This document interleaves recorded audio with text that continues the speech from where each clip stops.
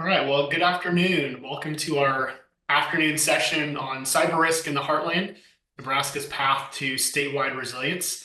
My name is Mike Donaldson. I'm the Senior Director of Cyber Risk Services here at CyberState, and I'm joined by Patrick Wright, who is the Chief Information Security Officer for the state of Nebraska. Patrick, tell us a little bit about yourself, your cyber risk journey, where you've been, where you are now, and where you're headed. Sure. So my name is Patrick Wright. I am the CISO for the state of Nebraska. My journey to where I'm at now has been relatively typical, actually. I started out in my IT career working on a help desk, being a server admin.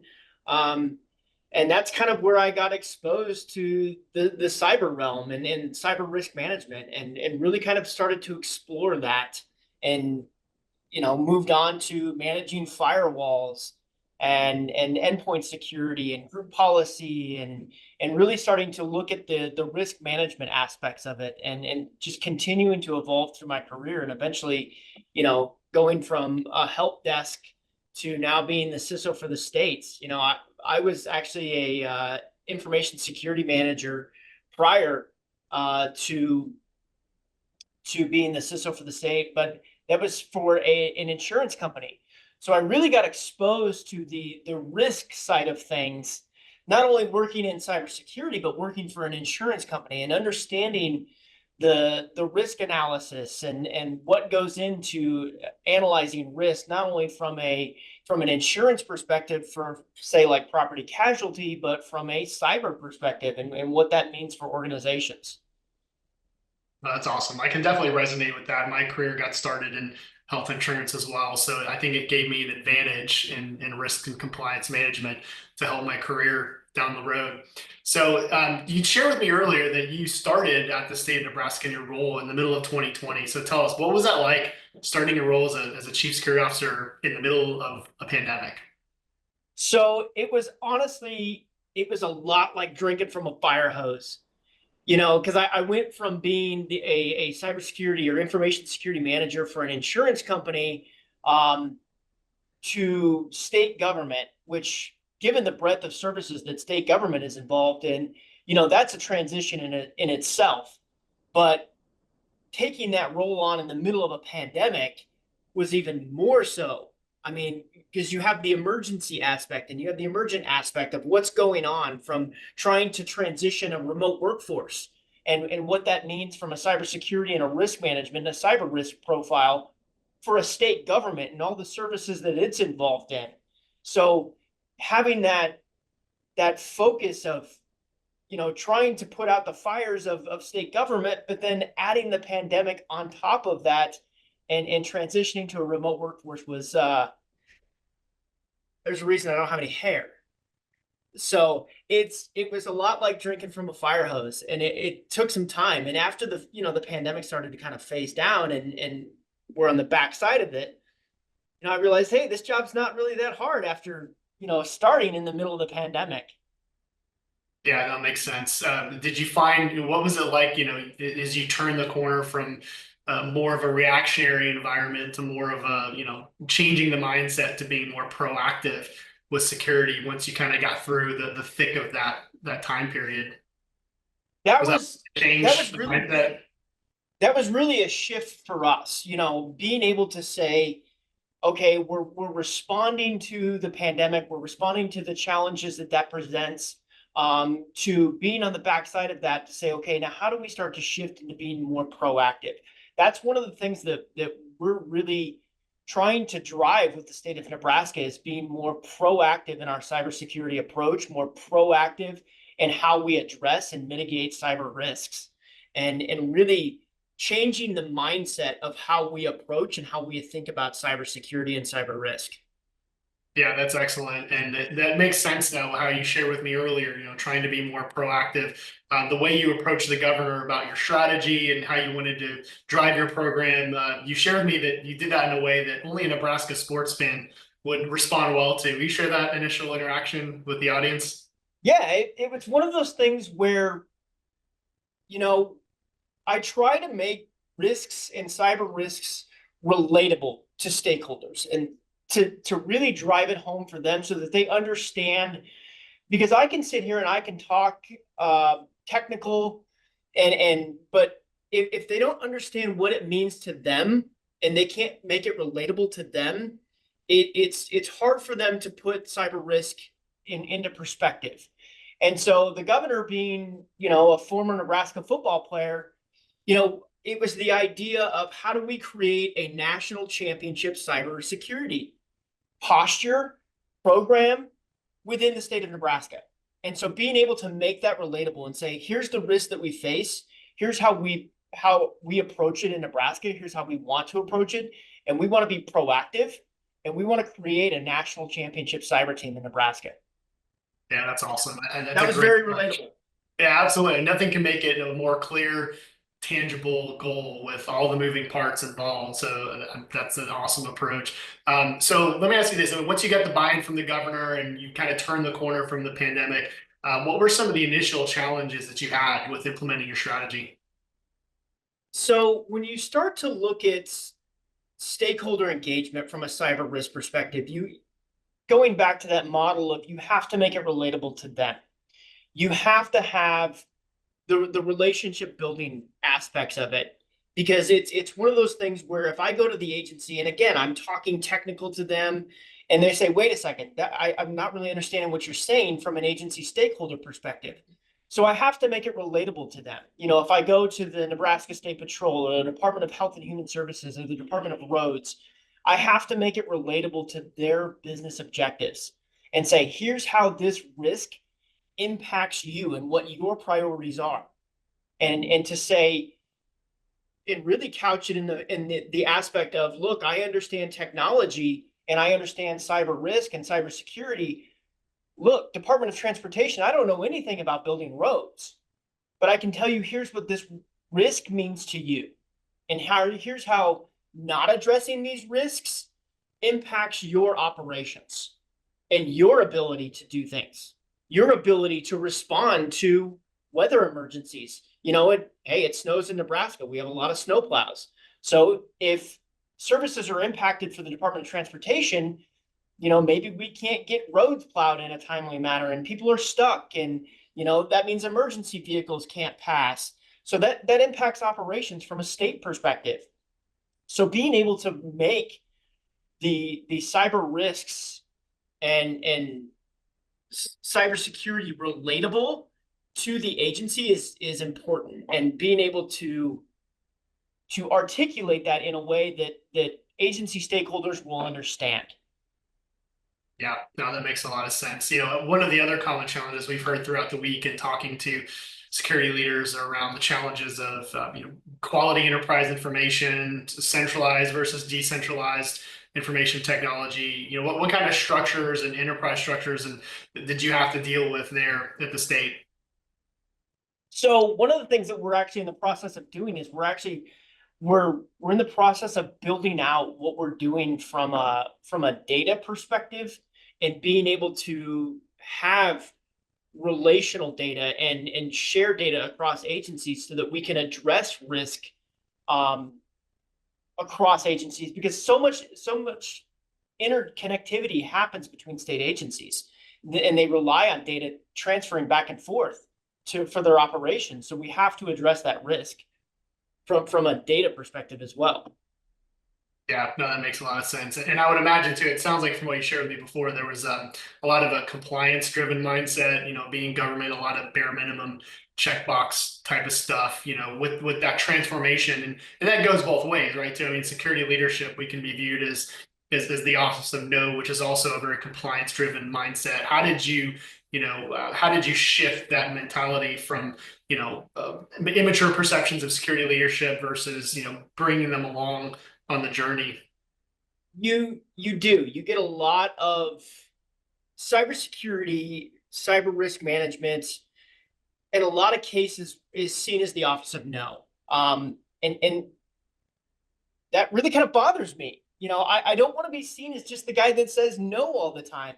But to some of that comes from the fact that security is addressed in many cases after the fact. I think if security could be brought in earlier on in the process, I don't want to be seen as the office of no. I want to be a business enabler, but to say, how can I enable you to achieve your business objectives, but do it in a secure manner that minimizes cyber risk and maximizes business efficiency and security. But it goes back to having that shift in mindset from being reactive to proactive. You know, the mentality of, oh, this is kind of the way we've always done things, and we're just trying to do enough to meet the compliance standards. One thing that I tell a lot of people is, just because you're compliant doesn't necessarily mean you're secure. Does not mean that you're necessarily addressing all of your cyber risks, that you're addressing everything that you should be addressing. So focusing on that more proactive cybersecurity, bringing security in earlier in the process, helps security offices to be a business enabler in a secure fashion rather than being a reactive office of no. Yeah, that makes a lot of sense. And I'm sure that requires ongoing engagement with the business and partnering them to understand, operationally what they're doing and how does that tie to risk. And I'd love to hear from you on that note around, how do you connect the top-down sort of risk themes with the everyday activity with your business? So for example, you probably have a handle on what are your top risks within the state, and there's probably some common ones across agencies, and there's probably some unique ones. But all in all, you're dealing with all these agencies, and so top down, you probably have a pretty good view as to what keeps you up at night. But then you've got hundreds, if not thousands, of issues, incidents, data points across your agencies and control environment that may or may not be material to your top risks. So how do you sort through all that and kind of work with your agencies to kind of align their day-to-day operations so you can focus on what those top risks are and prioritize those? So it comes to looking at things from, so I'm former military, so I look at things from a tactical, operational, and strategic perspective. Okay, tactical, what's going on now? What are my resource needs? What are my risk today, tomorrow, next week? Looking at things operationally, what's coming in the next few weeks, few months, and then strategically year out, and beyond. So looking at things from that perspective and really bringing together the compliance aspects, the risk aspects, the security control aspects, and looking at them from a tactical, operational, and strategic level, and saying, okay, is what I'm being notified of, is that a tactical issue? Is it an operational issue? Is it a strategic issue? And being able to prioritize things at that level and have open lines of communication with our agencies and other branches of government, other levels of government, because it's not just about what's going on for the state of Nebraska or the state agencies. It's also what's going on in the broader state. Everybody, we're not only having to protect state of Nebraska assets, but we're also having to be mindful and cognizant of everybody that's associated with us. And what does that impact look like?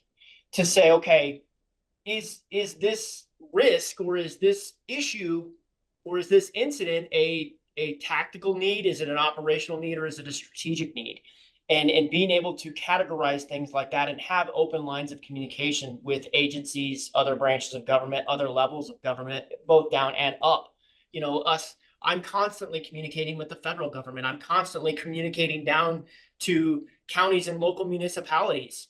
And so having those open lines of communication is very, very important, regardless of your line of business or the vertical that you operate in. You have to be cognizant and aware of people you're associated with. Yeah, that makes a ton of sense. And, I learned something new about you with your military background. Maybe I didn't scroll down in your LinkedIn feed far enough, but on that note, so I'm sure that gives you, a lot of skill and experience with the type of communication you're speaking of, especially with people, teams, organizations, objectives, missions. So kind of on that note, I wanted to talk for a few minutes around, security organization, planning and growth. And I bring it up because in my security experience, mostly in the private sector, it seems historically, organizations have overhired, overspent on tools. And so we're now seeing a lot of reduction in budget across the board, in the private sector, but I would assume in government, you've always had more scrutiny as you leverage taxpayer dollars. So how do you approach org planning and kind of aligning people to functions that allows organic growth within your program that's tied more to, I would call more, tied more to return on security investment and business enablement? Yeah. So when we look at everything from a personnel resource perspective, from a tooling perspective, we are very cognizant about spending taxpayer dollars and being fiscally responsible with that money. Because we understand, me as a taxpayer in Nebraska, I want to be responsible with that money and ensure that we're maximizing the effectiveness of every dollar. We look at it from when we leverage cybersecurity grant funding. We want to maximize every dollar that we can potentially get for that. So when we think of things from like a tooling perspective, we want every tool that we bring into our environment, we want to be able to maximize its utilization and squeeze every dollar that we can out of it. And one of the things that I look for is how is this tool going to be a force multiplier for my organization for the state of Nebraska? Because given the fact that we're a state government, we do have those, I don't want to say lack of resources, but we have those budgetary constraints. We have, we aren't just given a blank check to just go hire as many people as we need to go buy whatever tools we need. We have to be fiscally responsible. And I appreciate that. So we have to look at that from a tooling perspective and say, okay, everything that we bring in has to have a purpose, and we need to maximize the efficiency of that. And it really needs to be a force multiplier to make my teams more effective and more efficient with the people resources that we have. Yeah, no, absolutely, absolutely, and that's great advice. So just for the audience, as we are in the last 10 minutes here, and we get down to the last couple questions, feel free to pop any questions in the chat, and we'll be happy to get to those questions as they come in. So Patrick, let me ask you. So as you've matured your risk program, I'm sure that from a risk perspective, obviously you're the chief security officer, so you're going to have a lot of partnerships and stakeholders throughout the state. But just from a risk perspective, as you have matured that program and grown, what are some of the key interlocks you formed with other second, third line stakeholders? Whether it's privacy, audit, and how they benefited from some of your peers benefited from your efforts in cyber risk. So one of the things that I've actually taken on the role of the state privacy officer as well. So I'm not only the CISO, but I'm also the privacy officer now. So it's been an interesting journey, as we've matured this, starting from that strict compliance focus to building out to be more proactive. The process of going through the IT consolidation and the consolidation of IT infrastructure has really helped us as a state gain visibility into what's going on and having a broader overarching picture of our cyber risk posture and what we're looking at.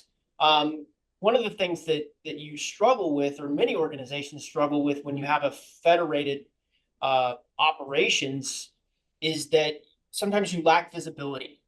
And visibility and insight has been key to what we're doing and maturing that and maturing our risk posture across the state. Yeah, that makes a lot of sense, especially from the visibility angle, because I think a lot of times, especially you talk about privacy or any audits that may come in, a lot of times you're dealing with the same things but in different ways. So I know that visibility and interlock is really critical. We do have a couple of questions that came into the Q&A, so let me read these off. The first one is, how unique is Nebraska as far as stakeholders, understanding of cybersecurity, political environment, decentralization? I think we talked about the decentralization a little bit. I'm not sure if that's meaning, unique to other states or to other organizations, but, maybe just speak to kind of like what about Nebraska would you say comparatively is unique, whether it's other states or other organizations and things like that? Yeah. So when you look at Nebraska is relatively different and not so different in a lot of aspects. You know, we operate in a lot of the same breadth of services that most other state governments do. You know, public health, public safety, Department of Corrections, Health and Human Services, uh, Department of Veterans Affairs, Energy and Equality. You know, we have a lot of those same departments across state government as most other states do. How we structure things is going to be a little different, and you're going to find that there's different nuances from state to state in how they structure things. There are some states where cybersecurity happens to fall under the Department of Emergency Management, or some states call it Homeland Security. Whereas my office reports to the Office of the CIO. So you have those different nuances, but we're all really trying to achieve the same goal. And we operate in a lot of the same spaces. So a lot of the challenges that we face from state to state are not all that different. It's how we approach them and the resources that are available to each of the state CISOs. Yeah. So it can be different, but in a lot of cases we're fighting the same fights. Yeah. Do you have a lot of good collaboration with some of the other states? Oh, I have great collaboration with a lot of the other states. You know, it's very open lines of communications. Because you know, when you look at it from a state CISO perspective, there's only 50 of us. So it's a relatively small community. You know, we bounce ideas off each other. Hey, what are you doing to accomplish this? How are you addressing this in your state? We do a lot of that. When agencies approach us with projects and say, here, we're trying to accomplish this within our agency, one of the things that we engage with stakeholders with, we say, okay, how many other states have you talked to about how they accomplished this problem? Or how have they seen this problem? You know, because we don't want to necessarily recreate the wheel here. We don't necessarily have to do something the way another state does. But at the same time, there are 50 other states that are addressing a lot of the same problems and the same issues. How are they addressing it? And give that kind of as a baseline starting point. Excellent. Yeah, it's good to hear that collaboration's there. You know, I've seen a lot of similar type of collaboration. You know, when I was in technology, I worked for one of the largest technology companies in the world as a security director in the last 5 years, and we regularly talk to our peers just to see what's going on, what's working, what's not, and yeah, it's always key to have that. One last question that came into the Q&A. What's your biggest need when you think about you know, just kind of, this is probably a more tactical question. Skilled workers, opportunities to improve culture, analytics. You know, what are you focused on right now as some of the top needs or opportunities tactically? So, okay, so thinking tactically, making sure having the analytics and the data to make my workforce efficient and effective. That is key. You have to make I call them cyber operators, effective and efficient, because you have to have the tooling for them and the data for them to be effective.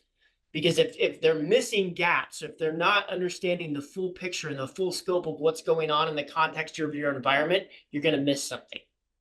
That's where that centralized IT infrastructure is really beneficial, that we have that visibility, ensuring that we have the proper data, getting everybody the proper data, and getting in front of the proper people so that it can be triaged and acted upon. Having that actionable threat intelligence is key. So that's one of the big things, is making them efficient and effective.